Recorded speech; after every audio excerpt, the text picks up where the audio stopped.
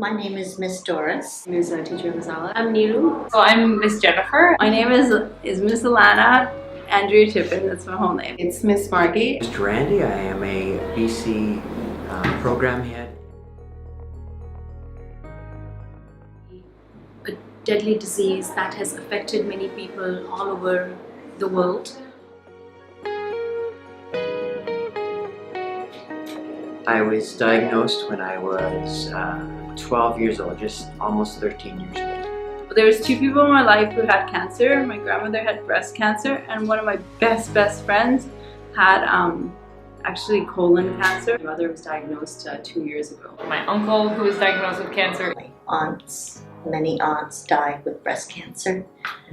My father died with bowel cancer. My sister died with brain cancer.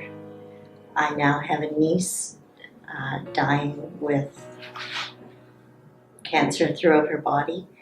She's only 32 years old.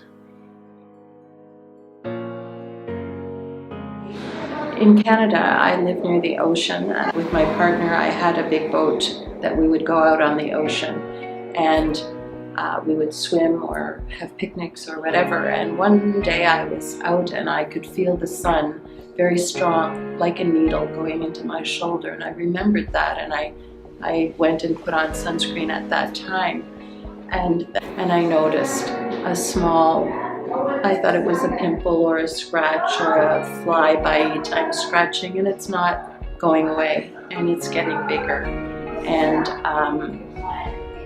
I'm noticing it, and you know how your brain starts to think. And I'm not aware that I'm thinking, but I woke up one day and I thought, that's skin cancer. I didn't need to go and ask a doctor. I just went to the hospital and had an appointment and just said, I think this is skin cancer. And he said, yes, you're right. It was really hard, first of all, to be with my grandmother in the hospital where they removed her breast. She had breast cancer. One breast actually, because she was older too. She wasn't like young. She was like 71, so she was older. But like it was very devastating for her. So that was really hard to watch.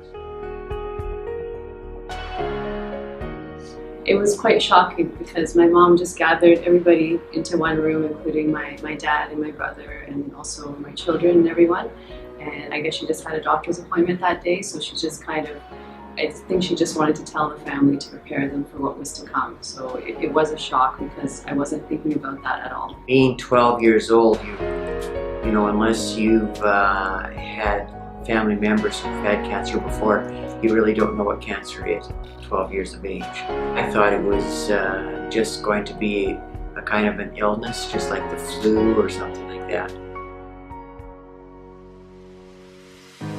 And most of my family lives in a small northern part of British Columbia. So when my uncle was diagnosed with cancer, he was sent to Vancouver, which is like a large center that has more medical treatment. They ended up going to actually staying in a place that was 15 minutes by like walking from where I live. My cousins came and they stayed with me while their dad was receiving treatment. And I was able to be helpful for him, like, and help their family by making it so that they could come and stay with me instead of having to stay in a hotel. Cancer has affected my outlook on life greatly, very, very greatly. I think I look forward to each day as a new day, and I don't put things off the way I used to. When my father was dying with cancer, I can remember him saying to me, I'm going to live each day to the fullest. If there's something I want to do, I'm going to do it. And he did. And he lived out his final days doing what he wanted to do. For my treatment, I got radiation to spend some time in the hospital for tests and to see exactly where it was and if it had spread. And they ended up making kind of a wood platform that they would put me on, and they would strap me down, and then they would buzz radiation at the areas that that the cancer was. So You never give up hope.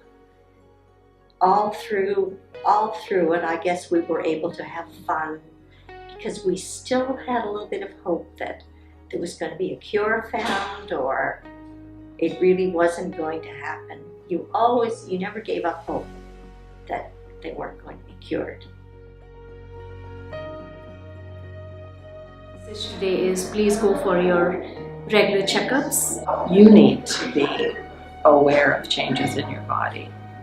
You need to know what looks different or feels different, and the sooner you find out about it, the sooner you can deal with And it. so I think that if we're just making sure that we enjoy ourselves and like live our lives and enjoy ourselves and take good care of ourselves, that's the most important thing.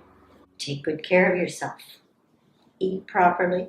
I think that is directly related to all the cancers that are attacking the human race.